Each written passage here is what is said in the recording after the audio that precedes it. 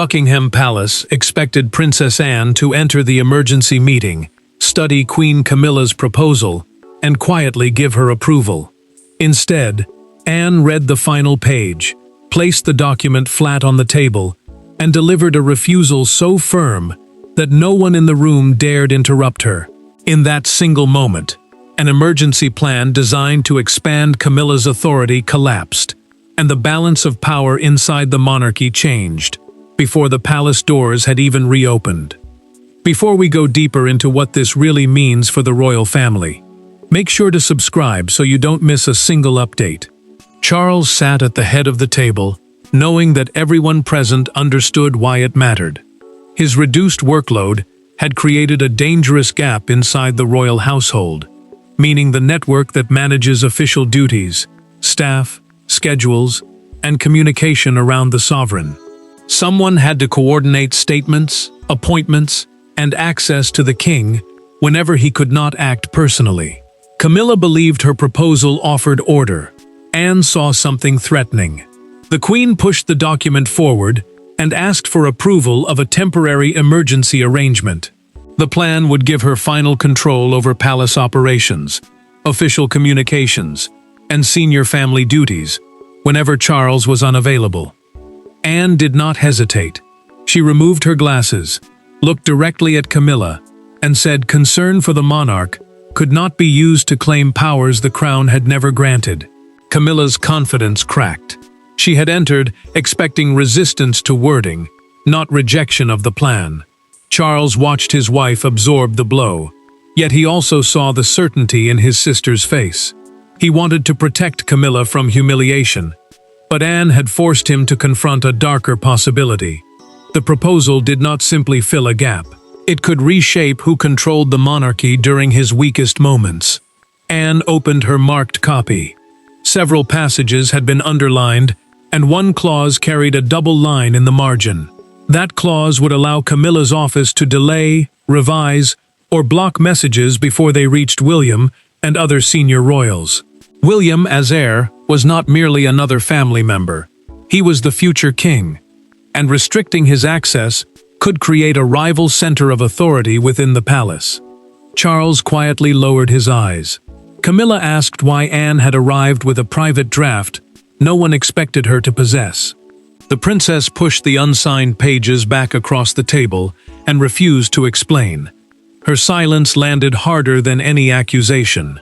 Someone within the palace had broken ranks, and the rejected proposal had already exposed a deeper breach of trust. Camilla then asked the question that changed the room. Who had shown Anne the draft? Buckingham Palace expected Princess Anne to enter the emergency meeting, study Queen Camilla's proposal, and quietly give her approval.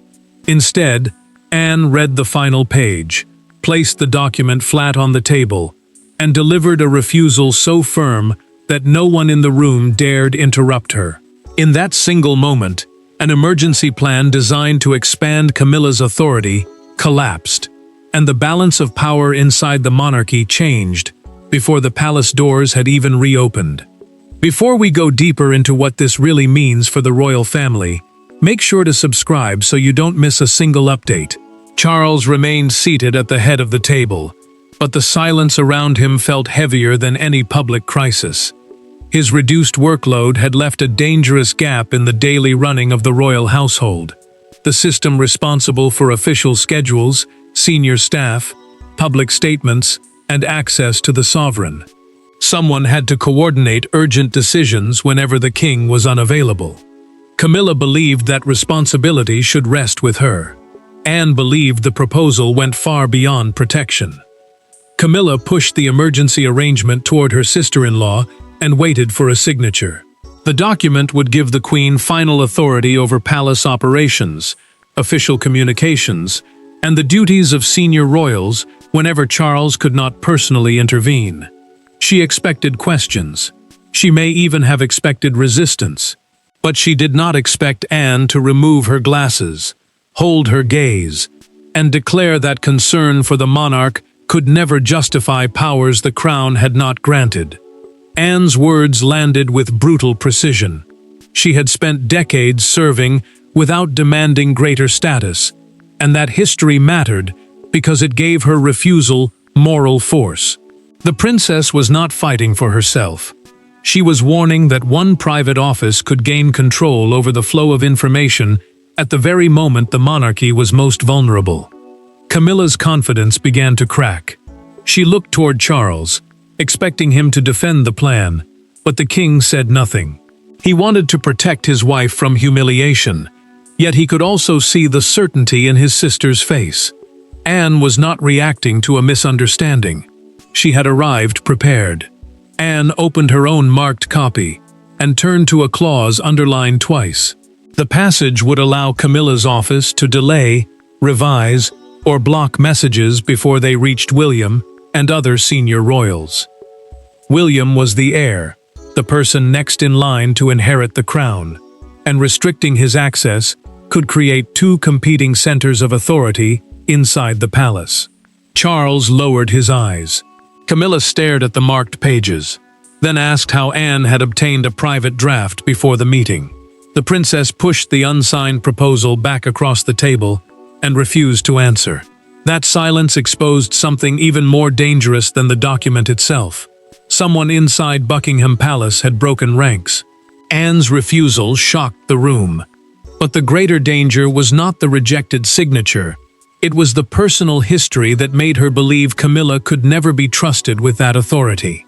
To the outside world, the dispute looked like a disagreement over palace procedure.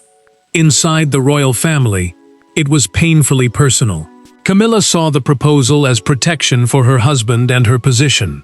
Anne saw it as an attempt to move power away from the bloodline. Charles saw two women he trusted, forcing him toward a choice he had spent years avoiding. Behind every carefully chosen sentence stood an older wound, and none of them were prepared to admit how deeply it still hurt. Camilla returned to her private sitting room, carrying the humiliation with her. She removed a bracelet Charles had given her and placed it beside a cold cup of tea, then told a trusted aide that Anne had not simply rejected a plan. In her mind, the princess had rejected her legitimacy. The title of queen gave her rank beside the king, but the emergency proposal would have created an independent chain of command, meaning a line of authority able to continue making decisions even when Charles stepped back. Anne reached her apartment angry, but the anger did not protect her from fear. She had built her life around duty without reward, accepting exhausting engagements and little public praise because she believed royal authority had to be earned through service. Now she had challenged Camilla openly, and that decision could isolate her from Charles. The princess knew her brother might view the refusal as disloyalty. Yet remaining silent would have felt like a betrayal of William, Catherine, and the future stability of the crown. Charles remained trapped between them. He had not written the proposal, but he had allowed Camilla's office to develop it, and that permission made his silence inside the meeting impossible to dismiss. The king wanted to believe the plan was created out of care. He also knew Anne would never risk a family rupture over wording alone. Her refusal told him that she had seen something deeper, something he had failed to examine. Camilla insisted to her aide that the arrangement was meant to protect her husband from pressure. Anne saw a different danger. William had been excluded from the drafting process despite being heir to the throne, the person next in line to inherit the crown. That omission mattered, because any emergency structure affecting royal authority should have included him from the beginning. Instead, the proposal placed the future king beneath decisions controlled by the Queen's office. Anne began reviewing earlier briefings, searching for the first sign that this pattern had already begun. One memory returned with painful clarity. A palace ceremony months earlier, a handwritten message intended for William, and an order that never reached him. The rejected proposal had exposed the conflict, but its true beginning lay months earlier, during one ceremony when a missing message changed everything. Long before Anne refused Camilla's emergency proposal, one carefully managed royal ceremony had already convinced her that something was wrong. A message from King Charles was withheld. William was left publicly unprepared. Camilla's private secretary stepped into the confusion and issued instructions no one remembered the king approving. The ceremony continued. The cameras captured nothing unusual, and the palace called the disruption a misunderstanding. But Anne had witnessed the exchange herself, and from that day forward, she began keeping records. 3 months earlier, Charles entered a Commonwealth reception already fighting exhaustion. The event brought representatives from nations historically connected through the crown, and its order mattered because every speech, greeting, and public statement reflected who held authority inside the monarchy. Before the evening reached its midpoint, the king quietly withdrew and wrote a short instruction directing William to lead the remaining duties and approve any statement released afterward. Charles handed the note to a senior aide linked to Camilla's office. The monarch believed his order would reach his son within minutes. It never did. William waited for guidance while diplomats watched the schedule shift around him. Then Camilla's private secretary approached and informed the prince that the queen had assumed control of the remaining reception. He was told to remain in a supporting role. William understood the humiliation immediately, but he controlled his expression and completed the evening without protest. Anne noticed everything. She watched the order of precedence change, meaning the formal ranking that decides who leads, speaks, and stands first during royal duties. She also saw her nephew step back when he should have stepped forward. Later, the princess found William alone near the private staircase. Furious, but determined not to create a public scandal, William admitted that no instruction from Charles had reached him. Anne promised nothing, yet her suspicion hardened. Anne confronted the aide before leaving the palace. According to a documented account she later placed in her private records, the official admitted that the king's handwritten message had been held back because Camilla believed he had been too tired to make a binding decision. That explanation changed the meaning of the entire evening. Someone had not misunderstood Charles. Someone had overruled him. Anne searched the discarded briefing folder and recovered a photocopy of the note. The instruction was dated, signed, and unmistakably clear. Months later, she placed that copied message beside Camilla's emergency proposal and saw the same phrase in both documents: continuity of household authority. The words struck like a confession. The reception had not been an isolated mistake. It had been a rehearsal. Armed with proof that the earlier incident had been no misunderstanding, Anne returned to Buckingham Palace, ready for a confrontation that could no longer remain polite. The second confrontation took place without secretaries, advisors, or carefully prepared minutes. Camilla closed the drawing room door herself. Anne remained standing. Between them lay the copied note from the Commonwealth reception and the unsigned emergency proposal. What followed was not a discussion about palace administration. It was a battle over loyalty, legitimacy, and the future king. For the first time, Anne accused Camilla directly of using Charles's vulnerability to place herself between William and the crown. Camilla had requested the meeting after learning that evidence from the disrupted reception still existed. She wanted the dispute contained before William, or the wider royal household, the network of family members and staff who manage the monarchy's public and private work, could see the documents. Anne arrived carrying only a slim folder. She refused refreshments, declined the offered chair, and placed Charles's withheld instruction on the table. Camilla spoke first. She argued that the king needed protection from pressure and that William had shown too much impatience with his father's physical limits. The Queen insisted the reception decision had been temporary, designed to prevent confusion during a difficult evening. She framed the emergency proposal as another act of care, not a grab for control. Anne's anger rose the moment William's readiness was questioned. She warned that protecting Charles did not mean weakening his heir. The line of succession, the legal order deciding who inherits the crown, could not be quietly replaced by authority built around marriage. Camilla might stand beside the monarch, but she could not place herself between the sovereign and the future king. Camilla stopped defending the wording and admitted the truth. In a recorded account later preserved in Anne's private file, the Queen confirmed that she had personally approved the decision to withhold Charles's handwritten message during the reception. She still called it temporary, but the admission destroyed the claim that an aide had acted alone. Anne did not celebrate. She opened the folder, removed 2 copied pages, and told Camilla that William had already received them. One contained the rejected proposal. The other contained Charles's original instruction.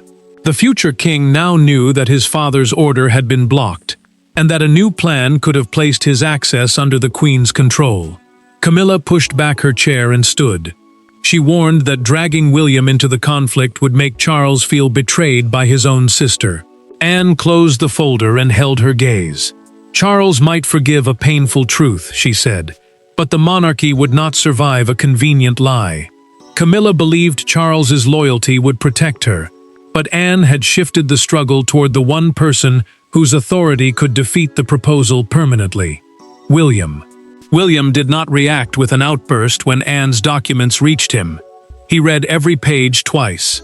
Then he returned to the clause naming the Queen's office as the final channel for emergency communications and drew a single line beneath it. The danger was now unmistakable. Camilla's proposal would not merely organize the household during Charles's absence. It could decide what the heir was told, when he was told, and whether his instructions reached anyone at all. William understood the limits of his position. As heir, he stood next in line to inherit the crown, but he had no automatic power to overrule the reigning monarch.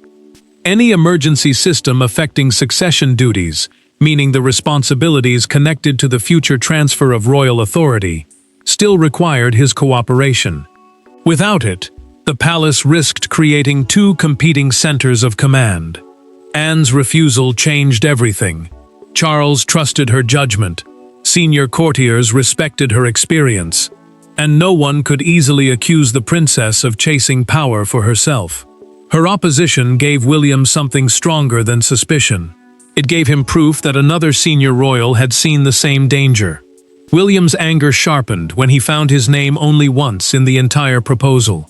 The single reference appeared in a paragraph requiring him to consult Camilla's office before taking on additional duties. He was not being treated as the future king.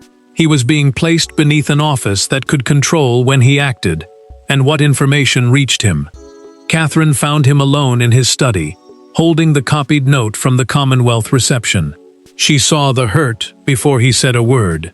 William admitted that losing authority for one evening had been humiliating, but the deeper wound was the possibility that Charles had known he was excluded and had chosen silence.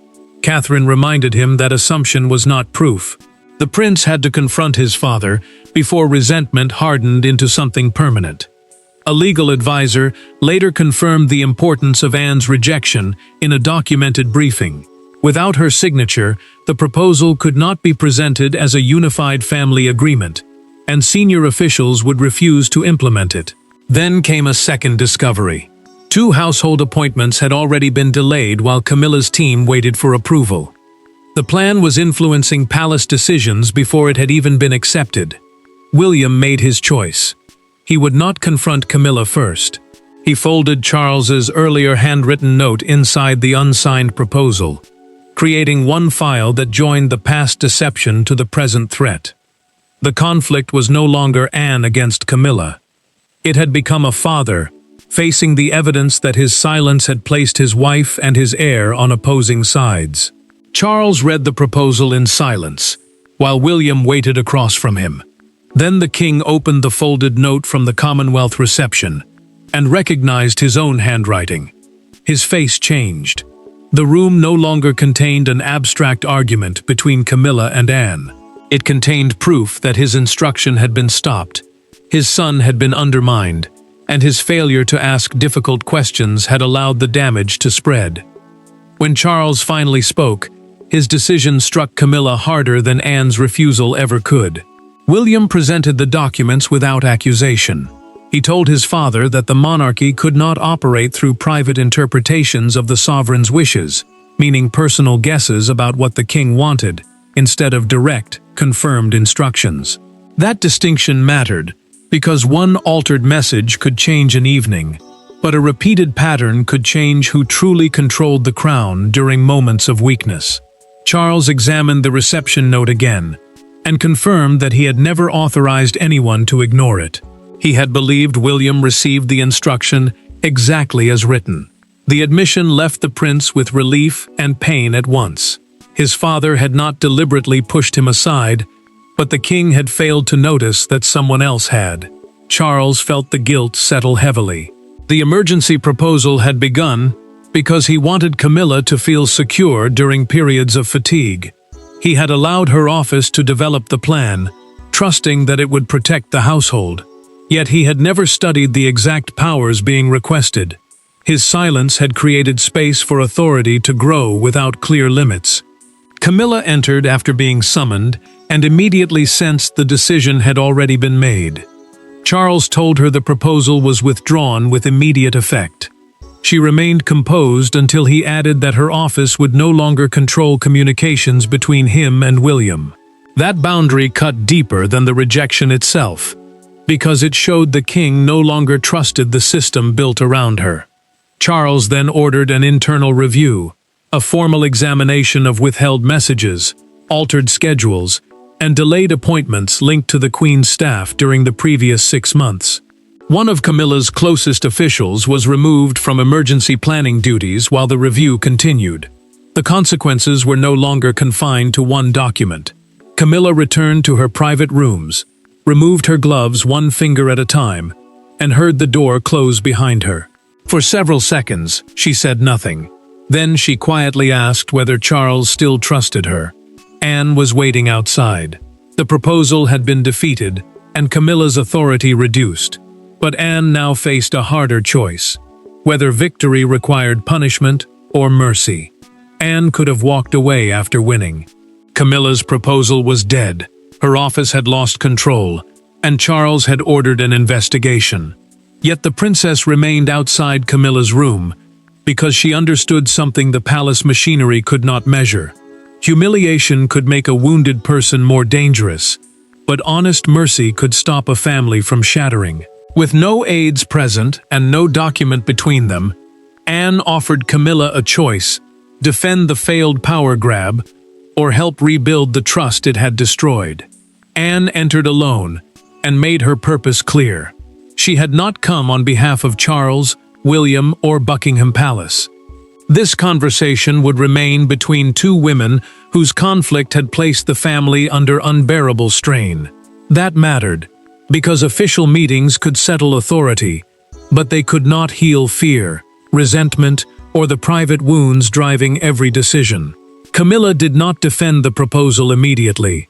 Instead, she admitted in a private recorded conversation that it had begun as an attempt to prevent chaos if the king became unavailable. The emergency council, meaning a small group created to make urgent royal decisions during a crisis, was supposed to protect continuity. But fear had changed the plan. The Queen confessed that she had gradually turned it into a shield against being pushed aside. Camilla's voice weakened when she spoke about William. She feared that the moment he assumed greater responsibility, her place beside Charles would begin to disappear. Anne answered without cruelty. Trying to control the heir, she warned, had made that fear more likely, not less. Trust could never survive where access was blocked and authority was hidden. Anne then faced her own failure. She admitted that years of family pain had shaped her judgment of Camilla long before the proposal appeared. The princess had entered the first meeting prepared for battle, not explanation. Her refusal had been necessary, but her anger had carried old wounds into a new crisis. Camilla accepted the terms. She agreed to surrender all authority over direct communication between Charles and William and support an emergency council where no single royal household could dominate. Anne promised to tell the king that the Queen had accepted responsibility voluntarily, preventing the investigation from becoming a public purge of her entire staff. Camilla extended her hand. Anne did not take it at once. After a long pause, The princess accepted not as forgiveness, but as proof that both women had chosen to end the struggle. Before Anne left, Camilla asked whether William would ever trust her again. The answer was simple. Trust would depend on what she did when the palace doors opened the next morning. Their private truce stopped the family conflict from exploding further. But outside Buckingham Palace, the story had already escaped, and the public was preparing its own verdict. By sunrise, the private confrontation had become a national spectacle. A newspaper front page showed a stark photograph of Princess Anne beneath 4 enormous words: "She would not sign." Broadcasters described the refusal as the most serious internal challenge to Camilla's authority since she became queen. Outside Buckingham Palace, a small crowd gathered beneath the balcony, some applauding Anne's resolve, while others accused the family of humiliating Charles's wife during a vulnerable moment. The palace could no longer control the meaning of what had happened. Buckingham Palace released a brief statement confirming that the proposed emergency household arrangement had been withdrawn and replaced by a broader family council. That council meant a shared group of senior royals who would make urgent decisions together, rather than allowing one office to control the response. The wording was calm. The reaction was not. Commentators divided sharply. Some called Anne the guardian of constitutional order, meaning the rules and limits that keep royal authority from becoming personal power. Others argued that Camilla had been trying to create stability, while Charles reduced his workload. Every debate turned the crisis into a contest between loyalty and ambition. Charles watched the morning coverage in silence. He understood that the public was reducing 3 private fears to winners and losers: his declining strength, Camilla's fear of becoming irrelevant, and William's concern that the future crown could be quietly controlled. The king had wanted protection for everyone. Instead, his silence had allowed each person to feel threatened by the others. Camilla paused before her first engagement after the leak. An aide asked whether she wished to cancel. The queen straightened her coat and replied that retreat would allow the failed proposal to define her permanently. She knew one public sentence could either deepen the division or prove that the private truce with Anne was real. Camilla stepped forward at the engagement and thanked the princess for her unyielding devotion to the crown. The words were delivered openly and preserved in the official recording of the event. Reporters immediately recognized the message. The queen was not attacking Anne, she was acknowledging her. Hours later, William entered Buckingham Palace through the public-facing entrance instead of the private courtyard. Cameras captured the prince meeting Anne with a warm embrace on the palace steps. A broadcaster paused over the live image and called it the moment the future of the crown answered the crisis without speaking. That single gesture changed the story. Anne was no longer seen only as the woman who rejected Camilla. She had become the person who protected the bond between the reigning monarch and his heir. The public had chosen its symbol, but the final meaning of Anne's decision would be determined inside the family, where Charles still had one last judgment to deliver. The final meeting was smaller than the first. There was no emergency proposal, no line of waiting advisors, and no expectation that Anne would simply agree. Charles sat with Camilla, William, and his sister, and acknowledged the truth the crisis had forced them all to face. The monarchy could not protect itself through hidden authority, withheld messages, or fear of the future. It could survive only when duty was strong enough to challenge power, and loyalty was honest enough to say no. Charles opened the revised agreement and read every limit aloud. The new Royal Council, a 4-person group created to share urgent decisions during moments of crisis, would include the sovereign, the heir, Anne, and Camilla. No single office could delay messages, alter instructions, or control access to the king. That mattered because the crown could not remain stable if private loyalty became more powerful than clear authority. William listened closely as direct communication between him and his father was formally protected. The prince would no longer depend on another office to receive instructions central to the future monarchy. Camilla retained an important role, but it focused on Charles's personal welfare rather than command over the wider family. She accepted the change without protest, understanding that preserving her dignity required giving up the power fear had pushed her to seek. Charles turned to Anne once the terms were settled. In a private statement later preserved in the meeting record, the king thanked his sister for refusing the original proposal. He admitted that her defiance had stopped him from approving powers he had never meant to surrender. Anne did not celebrate. She simply answered that protecting him also meant protecting the line between care and control. Camilla faced the truth at last. Anne had never opposed her merely because she was queen. The princess had opposed a structure capable of separating the monarch from his heir and turning private access into unchecked authority. That distinction allowed the queen consort to leave the crisis wounded, but not destroyed. William left with greater trust in Anne and a clearer bond with Charles. The future king also carried formal protection against being quietly excluded again. The family had not escaped pain, but it had finally chosen honesty over silence. Charles gathered the original proposal, tore it once through the center, and placed the pieces beside the new agreement. Camilla watched without resistance. William signed first. Anne followed. The king completed it. Princess Anne stunned Buckingham Palace with a single word, but that word did not weaken the crown. It restored its boundaries, reunited its future with its present, and reminded everyone inside the palace that duty without courage is merely obedience, and courage was exactly what the monarchy needed. Thanks for watching. Please don't forget to like and subscribe, and we will see you in next one.